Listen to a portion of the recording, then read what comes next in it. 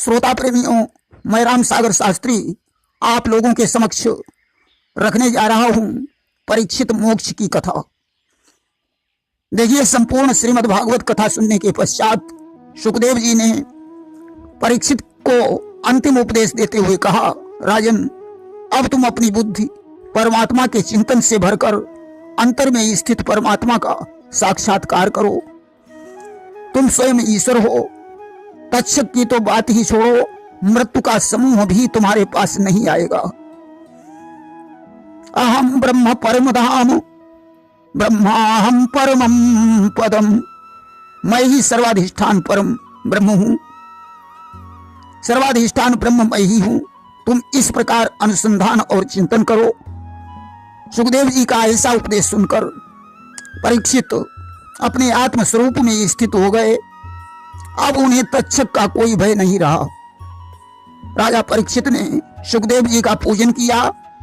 पूजन स्वीकार करने के पश्चात सुखदेव जी वहां से चले गए।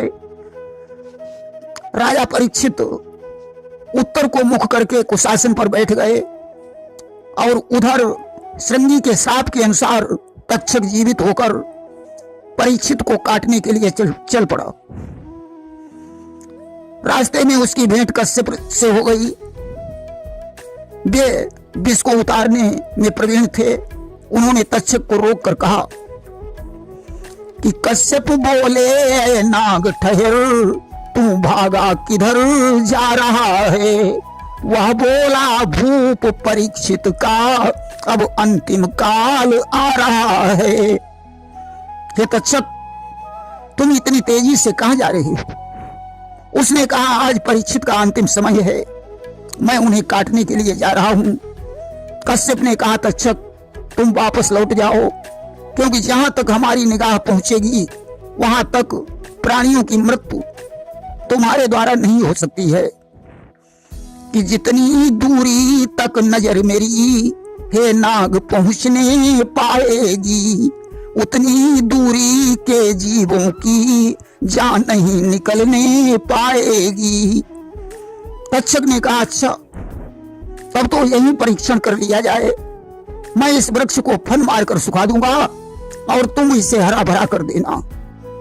कश्यप ने शर्त को स्वीकार कर लिया। अब तो तक्षक ने उस वृक्ष में फन मारा।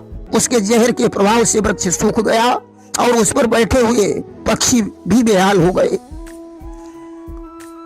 कि वह तरु ही नहीं चौतरफ का खगमंडल भी बेहाल हुआ, पर कश्यप जी की नजरों से वह हरा भरा तत्काल हुआ।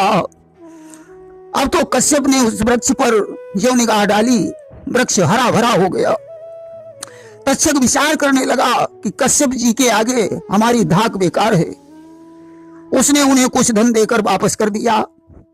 वहीं कुछ ग्रंथों में ऐसा भी कहा गया है कि प्रलोभन देने पर भी जब कश्यप जी नहीं लौटे तो उसने कहा, ठीक है, मैं आगे चल रहा हूं, आप भी आइए। आगे चलकर तक्षक एक छड़ी बनकर रास्ते में लेट गया। कश्यप ने सुंदर छड़ी देखकर अपने हाथों में उठा ली। उनकी पीठ में खुजली हुई। वे छड़ी के द्वारा पीठ को खुजलाने लगे। वहीं तक्षक ने उनकी पीठ में फन मारा, जहां कश्यप की निगाह भी नहीं पहुंच सकती थी।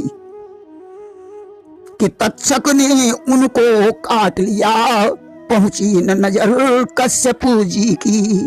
क्षण ही भर पीछे मिली खाक उस पृथ्वी पर कश्यप जी की।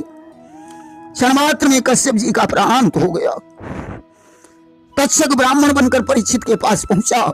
मौका पाकर उसने सूक्ष्म रूप धारण करके एक फूल में प्रवेश किया। वही फूल माली ने सूंघने के लिए परीक्षित जी को दिया।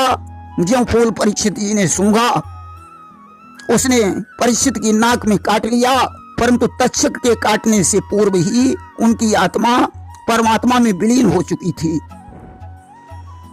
देखिए, तक्षक ने परीक्षित की नाक में ही क्यों काटा?